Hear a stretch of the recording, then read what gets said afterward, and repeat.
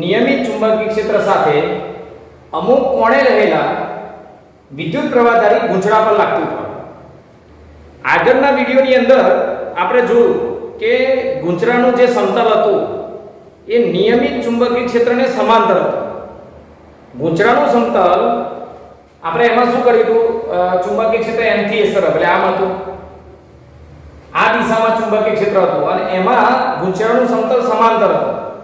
તો એના પર લાગતું ટોર્ક એ મહત્તમ આવે અને કેટલા મૂલ્યમાં આવતું યાદ કરો, ટોર્ક ટાઉ બરાબર IAB. I એટલે ગૂંચળામાંથી વહેતો પ્રવાહ, A એટલે ગૂંચળાનો ક્ષેત્રફળ અને B એટલે ચુંબકીય ક્ષેત્ર. હવે અહીંયા છે ને એ થોડો પ્રશ્ન, એ સ્થિતિમાં લાગતું ટોર્ક મહત્તમ હતો. અહીંયા ધારો કે ચુંબકીય ક્ષેત્ર આ દિશામાં છે અને ગૂંચળાનું સમતલ આમ થીટા ખૂણે મૂકેલું હોય, અમુક એંગલે આ મૂક્યું હોય, આમ થીટા ખૂણે મૂકેલું હોય, તો હવે ગૂંચળા પર લાગતું ટોર્ક શું આવે? ફરીથી અહીંયા આકૃતિ આપણે અહીંયા દોરી દઈએ, ધ્યાનથી જોજો. આ બે ચુંબકીય ધ્રુવો છે N અને S. આ N, આ બાજુ ચુંબકીય ધ્રુવ છે S. એટલે ચુંબકીય ક્ષેત્ર N થી S તરફ આમ હશે. હવે આની અંદર ગૂંચળાનું સમતલ તમે આ રીતે મૂકી દીધું છે.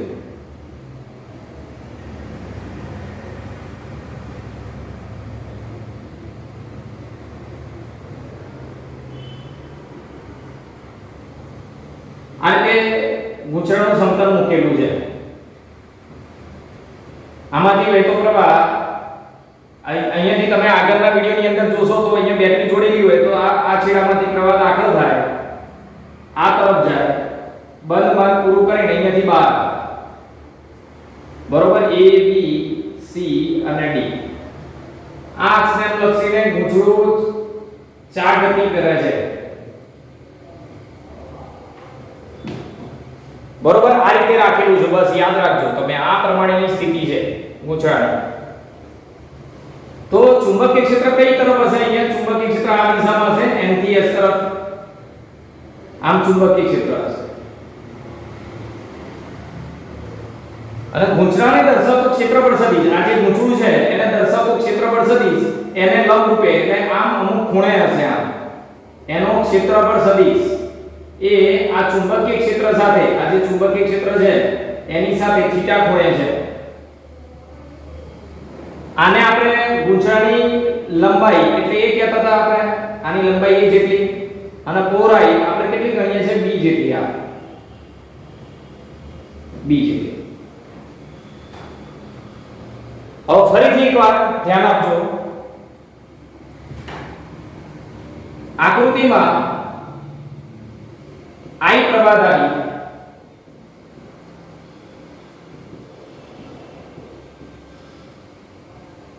ગૂંચળાનો ક્ષેત્રફળ સદિશ એ ચુંબકીય ક્ષેત્ર B સાથે થીટા કોણ બનાવે તે મુજબ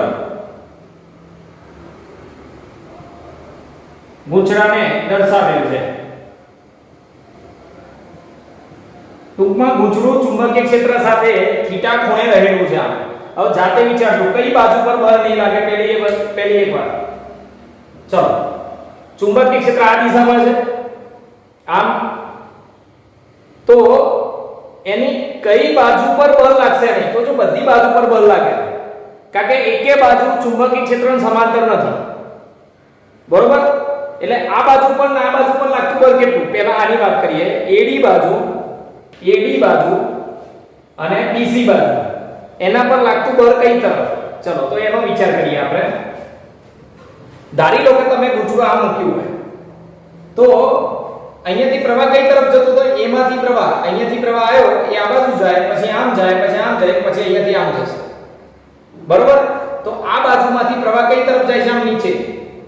આ અહીંયાથી બેટરીમાંથી જે પ્રવાહ આવે, ધ્યાનથી જુઓ, અહીંયાથી જે પ્રવાહ આવે છે એ આમ જાય છે, પછી આમ જાય, આમ ફરીને પાછો આમથી આમ આવતો રહે છે. એટલે આ બાજુમાં પ્રવાહ નીચે જાય, ચુંબકીય ક્ષેત્ર આ બાજુ છે. તો તો પ્રવાહ આમ નીચે ગયો, ચુંબકીય ક્ષેત્ર આમ છે, તો આના પર લાગતું બળ એ આમ આવશે, આમ જો આ રીતે, બરોબર, નીચે તરફ બળ લાગશે, આના પર લાગતું બળ નીચે તરફ હશે. હવે એ જ રીતે આના પર લાગતું બળ ગણશો તમે તો આમ આવશે, આમ તારો બરોબર સ્થિતિ વિચારવી પડશે. આ ગુંચરા માટે જો અહીંયાથી પ્રવાહ ઉપર જતો હોય, ચુંબકીય ક્ષેત્ર આમ હોય તો બળ આમ લાગે, અહીંયા ધ્યાનથી જો દેખાશે તરત આ પહેલી આંગળી પ્રવાહની દિશામાં, એટલે પ્રવાહ આમ ઉપર જતો હોય, ચુંબકીય ક્ષેત્ર આમ છે તો બળ કઈ લાગ્યું, તો આ બાજુને આમ તરફ બળ લાગ્યું, આના પર લાગતું બળ આ તરફ આવ્યું.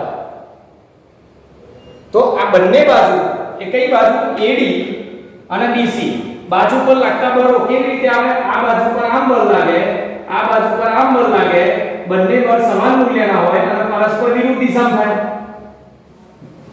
હવે તમે આમ બળ લગાડો, એક બરાબર અને એક બરાબર, તો આ બંને બાજુ પર લાગતા બળો સમાન મૂલ્યના પરસ્પર વિરુદ્ધ દિશામાં છે, એટલે પરિણામી બળ 0 થાય. એટલે આના વડે ગુંચરા પર કોઈ ટોર્ક ઉત્પન્ન ના થાય, બરોબર. એટલે પહેલી કઈ બાજુની વાત કરવાની, ગુંચરાની AD અને BC બાજુ પર લાગતા બળ સમાન મૂલ્યના અને પરસ્પર વિરુદ્ધ દિશામાં હોવાથી પરિણામી બળ અને ટોર્ક શૂન્ય થાય છે. કારણ કે બંને બાજુ પર જે બળ લાગે છે ને પાછા એક જ રેખા છે, જો આમ બળ લાગતા હોય એક રેખા, એક જ રેખામાં બળ લાગે છે અને સમાન મૂલ્યના પરસ્પર વિરુદ્ધ દિશામાં છે, એટલે પરિણામી બળ 0 થાય, ટોર્ક 0 થાય. તો આગળનો જે ટોપિક હતો કે જેમાં ચુંબકીય ક્ષેત્રમાં ગુંચરાનું સમતલ સમાંતર હોય એમાં બળ લાગતા જ હતા આ બે બાજુ પર.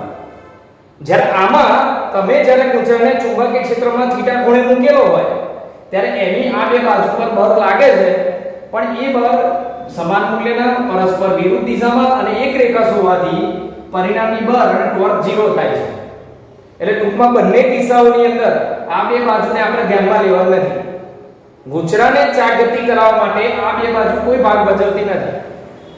હવે કઈ બે બાજુ રહી, હમણાં આગળની જેમ જ એક AB બાજુ અને બીજી CD બાજુ. ચલો તો AB બાજુની વાત કરીએ. AB બાજુ પર ચુંબકીય ક્ષેત્ર વડે લાગતું બળ F1 બરાબર IBB.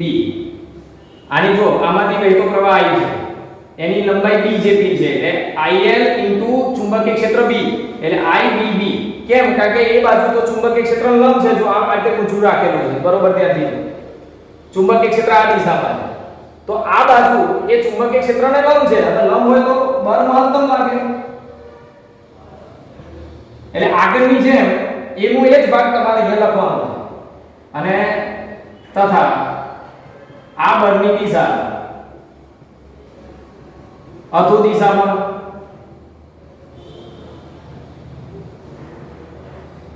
જમણા હાથના નિયમ પરથી આ બળની દિશા કઈ દિશામાં છે? અધો દિશામાં.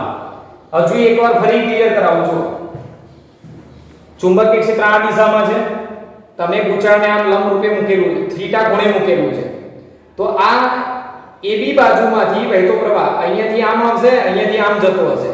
તો પ્રવાહની દિશામાં પહેલી આંગળી, ચુંબકીય ક્ષેત્રની દિશામાં બીજી આંગળી, અંગૂઠો નીચે, એટલે આ બાજુ પર લાગતું બળ નીચે તરફ હશે. અહીંયા આમ નીચે તરફ બળ લાગતું હશે, બરોબર. તો આ જમણા હાથના નિયમ પરથી બળ અધો દિશામાં. કઈ બાજુ બાકી રહી હવે? CD બાજુ પર ચુંબકીય ક્ષેત્ર વડે લાગતું બળ F2 બરાબર IBB તથા તે ઉધ્વ દિશામાં, બરોબર. ચલો એ પણ જોઈ લો ફટાફટ ઝડપથી. આ ગોચરું થીટા ખૂણે મૂકેલું છે, અહીંયાથી પ્રવાહ આમ અહીંયાથી આમ. હવે આ બાજુ પર લાગતું બળ તો પ્રવાહ આમ જાય છે એટલે પ્રવાહની દિશામાં પહેલી આંગળી ચુંબકીય ક્ષેત્રની દિશામાં, બીજી આંગળી અંગૂઠો ઉપર એટલે આ બાજુ પર લાગતું બળ ઉપર તરફ એટલે ઉધ્વ દિશામાં. હવે બંને બળો કેવી રીતે લાગે ધ્યાનથી જો. તમે થીટા ખૂણે આમ ગૂંચળું મૂક્યું હોય તો એક પર બળ નીચે અને એક પર બળ ઉપર તો બંને બળો સમાન મૂલ્યના પરસ્પર વિરુદ્ધ દિશામાં, પરંતુ એક રેખસ નથી એટલે સમાન મૂલ્યના વિરુદ્ધ દિશા એટલે પરિણામી બળ 0 થાય. પણ એક રેખસ ન હોવાથી આ બંને બળો ટોર્ક ઉત્પન્ન કરે છે. એટલે હું પહેલા આકૃતિ બતાવી દઉં તમને. આ રીતે આ ચુંબકીય ક્ષેત્ર આ દિશામાં છે. જો આમ ચુંબકીય ક્ષેત્ર આ તરફ. આ ચુંબકીય ક્ષેત્રમાં ગૂંચળું કેવી રીતે છે આમ ત્રાસું. બરોબર? એટલે ગૂંચળાની બાજુ છે ને આ બાજુ આમ ત્રાસી દેખાતી હશે. તમે અહીંયાથી જોશો તો ચુંબકીય ક્ષેત્ર આમ અને આ બાજુ આમ ત્રાસી છે. ધ્યાનથી જોજો આ અગત્યનું છે. હવે આ બાજુ પર લાગતું બળ, આના પર લાગતું બળ આ નીચે તરફ F1, આ બાજુ પર લાગતું બળ ઉપર તરફ F2. અને આનો જે ક્ષેત્રફળ સદિશ છે એ એને લંબ, આ ગૂંચળાનો દર્શાવતો ક્ષેત્રફળ સદિશ એને લંબ એટલે આ પ્રમાણે હશે. એટલે એ કેટલો ખૂણો બનાવશે? થીટા છે. ગૂંચળાનો ક્ષેત્રફળ સદિશ ચુંબકીય ક્ષેત્ર સાથે થીટા ખૂણો બનાવે છે. હવે જો આ બંને બળો કેવી રીતે લાગ્યા? બંને બળો સમાન મૂલ્યના પરસ્પર વિરુદ્ધ દિશામાં છે. અહીંયા ગૂંચળા પર ગૂંચળાની AB અને CD બાજુ પર લાગતા બળ સમાન મૂલ્યના અને પરસ્પર વિરુદ્ધ દિશામાં હોવાથી પરિણામી બળ 0 થશે. પરંતુ બંને બળ એક રેખસ ન હોવાથી ટોર્ક ઉત્પન્ન કરે છે. ટોર્ક બળ યુગ્મ રચે છે. અને જેથી ગૂંચળા પર ટોર્ક ઉદ્ભવે છે અથવા ટોર્ક લાગે છે. તો ગૂંચળા પર લાગતું ટોર્ક આ બંને બળોના કારણે ગૂંચળા પર લાગતું પરિણામી ટોર્ક જો પેલા કરતા થોડો ભાગ અહીંયા જ બદલાય છે. બસ પેલા બળના કારણે ટોર્ક, બીજા બળના કારણે ટોર્ક. હવે અહીંયા આપણે શું લેતા હતા યાદ કરો. ટોર્ક એટલે પહેલું ટોર્ક આ બળના લીધે લાગ્યું તો પહેલા બળનું માન અને એ બળનું સંદર્ભ બિંદુથી લંબ અંતર. તો લંબ અંતર લેવું અથવા સંદર્ભ બિંદુ છે. આને અનુલક્ષીને ગૂંચળું આમ ફરતું હશે. તો અહીંયા જેનું આ બાજુ કેટલી ગણાય જો તો ગૂંચળું તમે થીટા ખૂણે મૂકેલું હોય સમજો બરોબર. ચુંબકીય ક્ષેત્ર સાથે ગૂંચળું આ મૂક્યું છે તો આ બાજુ a ગણાય. એટલે આખી બાજુ છે ને a છે એટલે આટલો ભાગ a/2, આટલો ભાગ a/2. ધ્યાનથી જોજો. હવે લંબ અંતર લેવું હોય ને તો લંબ અંતર આ બળ અને આ બળ વચ્ચેનું લંબ અંતર આને કહેવાય. જો આ લંબ અંતર કહેવાય. આ બે બળો વચ્ચેનું લંબ દિશામાં અંતર. હવે લંબ અંતર કેટલું થાય બરોબર ધ્યાનથી જો. આ ખૂણો થીટા હોય તો આ 90 - થીટા થાય. કારણ કે આ ગૂંચળના સમતલને દર્શાવતો ક્ષેત્રફળ સદિશ. ક્ષેત્રફળ સદિશ ગૂંચળના સમતલને હંમેશા લંબ જ હોય. એટલે આ 90 નો ખૂણો 90 માંથી થીટા બાદ થઈ જાય તો આ લખાય 90 - થીટા. તો આ કેટલો થાય? થીટા થાય. આ 90 - થીટા તો આ થીટા થાય કારણ કે આ 90 છે. સમજો કે આ 30 હોય તો 90 - 30 એટલે આ 60 ડિગ્રીનો થાય. એટલે આ તમને ખ્યાલ આવી ગયો હશે. તમે બંને પરથી જવાબ લઈ શકો. ચલો હવે આ ખૂણો થીટા થયો તો આનો આ દિશામાંનો ઘટક તો ખૂણાની સામેની બાજુ છે એટલે આ ઘટક લખાય a/2 sin થીટા. આટલો ભાગ. પછી એ રીતે અહીંયા લખીએ. સમજો આ ખૂણો થીટા તો આ ખૂણો થીટા થાય. સોરી ભૂલ થઈ. આ ખૂણો થીટા છે તો આ યુગ્મ કોણ z આકાર. આ z આકાર એટલે આ ખૂણો થીટા થાય. તો આની આ ખૂણાની સામેની બાજુ એટલે આ લખાય a/2 sin થીટા. તમારે ના આવડે તો એવું કરવાનું sin θ બરાબર સામેની બાજુ ભાગ્યા કર્ણ, તો સામેની બાજુ તમને આટલી મળશે. ચલો હું આ ભાગે અહીંયા જ લખી દઉં. a/2 sin. ચલો તો હવે ટોર્ક શું લખાશે? ટોર્ક બરાબર કોઈ એક બળ, પહેલા F1 ના કારણે ટોર્ક, પહેલા બળના કારણે ટોર્ક. તો પહેલા બળના કારણે ટોર્ક એટલે પ્રથમ બળ F1 અને ઇન્ટુ લંબ અંતર એટલે a/2 sin θ વત્તા બીજા બળના કારણે ટોર્ક ઉગમ બિંદુથી લંબ અંતર લેવાનું, એ રીતે આમાં બીજા બળનું મૂલ્ય અને ઉગમ બિંદુથી સંદર્ભ બિંદુથી લંબ અંતર, તો a/2 sin θ. બરોબર, બળ ઇન્ટુ લંબ અંતર, આ બળ ઇન્ટુ લંબ અંતર. ચલો તો F1 એટલે આની કિંમત કેટલી છે? પહેલા બળની કિંમત IBB, બીજા બળની કિંમત IBB, એટલે બંને બળના કિંમત સરખી જ છે. IB capital B a/2 sin θ. અહીંયા પણ IBB a/2 sin θ. બરોબર, ધ્યાનથી જોજો. હવે અહીંયાથી આ અડધો ભાગ, આ અડધો ભાગ 1/2 વત્તા 1/2 એટલે 1 થઈ જાય, તો વધ્યું શું? IBB a sin θ.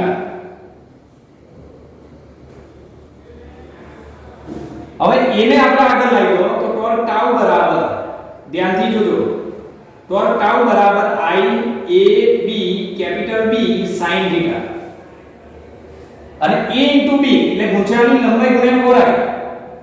ગુંચરાનું લંબાઈ ગુણ્યા પહોળાઈ એટલે આને કહેવાય ગુંચરાનું ક્ષેત્રફળ. તો આની જગ્યાએ ક્ષેત્રફળ એ લખાય, તો ટોર્ક ટાઉ બરાબર IAB sin θ. હવે sin θ હોય તો કયો ગુણાકાર આપણે સદિશ સ્વરૂપે લખવું હોય તો sin θ તો સદિશ સ્વરૂપે લખે તો સદિશ ગુણાકાર, એટલે ટોર્ક ટાઉ સદિશ બરાબર IA સદિશ ક્રોસ B સદિશ. બરોબર, એટલે આ ગુંચરા પર ગુંચરું જો ચુંબકીય ક્ષેત્ર સાથે થીટા ખૂણે રહેલું હોય તો એના પર લાગતા ટોર્કનું સૂત્ર IAB sin θ થાય. બરોબર, જ્યાં થીટા એ કોની વચ્ચેનો ખૂણો છે? ગુંચરાના ક્ષેત્રફળ સદિશ A અને ચુંબકીય ક્ષેત્ર B વચ્ચેનો કોણ છે.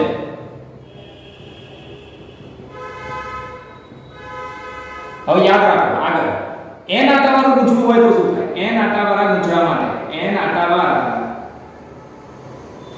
ગુંચરા માટે n આટાવાળા ગુંચરા પર લાગતું ટોર્ક કેટલું? તો ટોર્ક ટાઉ બરાબર અહીંયા n વડે ગુણી નાખો, n IA સદિશ ક્રોસ B સદિશ. n આટાવાળું ગુંચરું હોય તો n વડે અહીંયા ગુણી નાખો, તો આ રીતે આ ટોર્કનું સૂત્ર મેળવી શકાય. કયા સૂત્ર વડે આપી શકાય? IA સદિશ ક્રોસ B સદિશ. મૂલ્યમાં લખવું હોય તો IAB sin θ અને n આટાવાળું ગુંચરું હોય તો n વડે ગુણી નાખો. બરોબર.